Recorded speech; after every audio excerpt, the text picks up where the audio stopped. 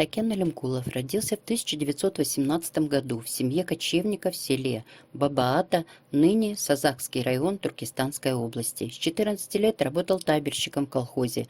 В 1945-1949 годах работал ответственным секретарем областной газеты «Он Тустик, Казахстан». В 1947-1955 годы заведующим отделом газеты «Лениншил ЖАЗ». Одновременно в 1953 году окончила литературный институт имени Горького.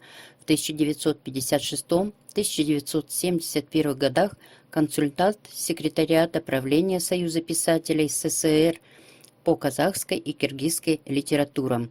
В 1973-1974 годах консультант в Союзе писателей Казахской ССР. Начал писать в послевоенные годы.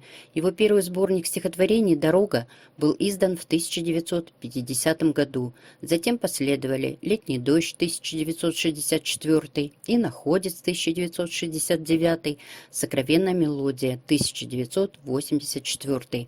Опубликовал сборники рассказов и повестей «Мелодия Сейтека» 1966, «В родном ауле» 1968, «Коричневая река» 1971, «Серый ястреб» 1972, «Керталгау» 1973, «Вся жизнь впереди» 1974, «Степь сговорила» 1976, «Музыкальная душа» 1977, «Кокек Ай-ы» 1982. В 1962 году вышел его первый роман «Белый конь», в 1975 «Судьба скакунов». Первое литературно-критическое исследование Алимкулова «Абай» вышло в 1954 году. Абаеведение получило развитие в его книгах о прошлом и настоящем 1958, «Человек-загадкой» 1972 год. Основная тематика произведений Такена Алимкулова – человеческая судьба, жизнь творческих людей. Перевел на казахский язык многие произведения классиков русской мировой литературы «Счастье» Павленко, Измаил Бей, Лермонтова, Жатву Николаевой, Маленького принца Сент-Экзюпери, стихотворения Пушкина, Маяковского, Низами.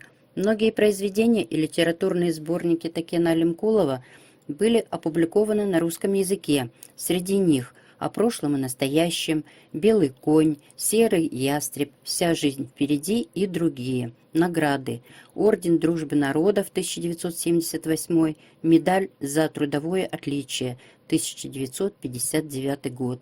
Скончался в Алма-Ате в возрасте 68 лет.